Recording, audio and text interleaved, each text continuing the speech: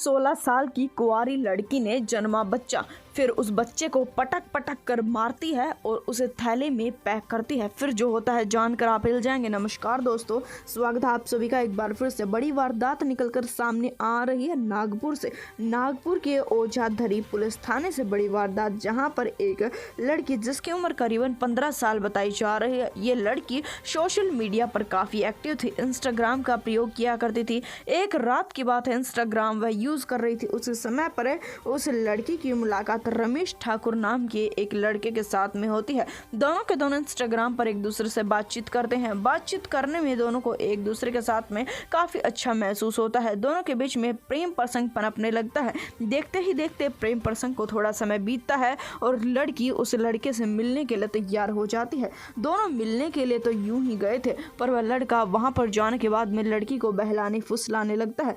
उसको कहने लगता है कि मेरे साथ में शारीरिक संबंध स्थापित कर लो। लड़की मना कर रही थी, फिर भी वह उसे सिविल लाइंस स्थित झाड़ियों के अंदर लेकर जाता है।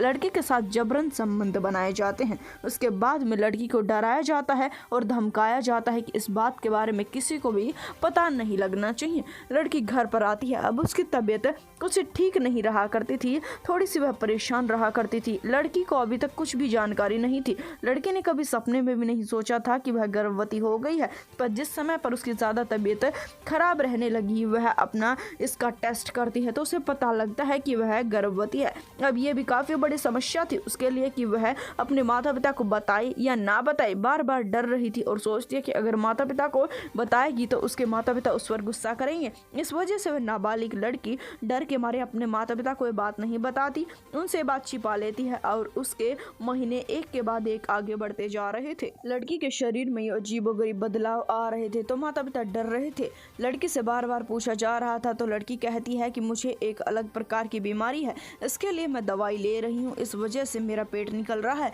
माता पिता को अपनी बेटी पर पूरा विश्वास था, वह इस चीज को इग्नोर करते रहते। उन्हें लग रहा था कि शायद हाँ, लड़की बिल्कुल ठीक हो जाएगी, पर जैसे जैसे समय बीतता जाता है, अब वह समय आ चुका था कि जिस समय पर लड़की की डिलीवरी होनी थी, उसी दिन उनके घर वाले कहीं पर गए हुए थे। घर में एक भी सदस्य मौजूद नहीं था और उस समय पर लड़की को प्रसव पीड़ा होती है। लड़की घर में ही बच्चे को जन्म देती है।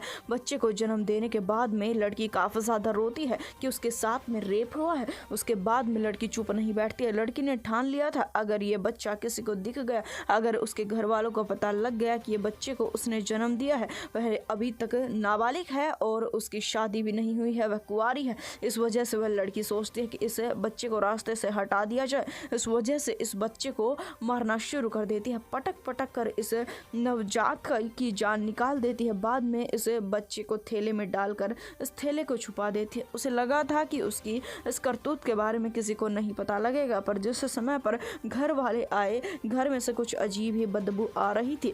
घर वाले इसे घर में देखने लगते हैं, लड़की में से भी बदबू आ रही थी। समझ जाते हैं घर वाले और उन्हें वह थैला मिलता है जिसमें बच्चा होता है। तुरंत पुलिस को बुला लिया जाता। मौके वारदात पर आने के बाद में पुलिस ने उस बच्चे को बरामद कर लिया है।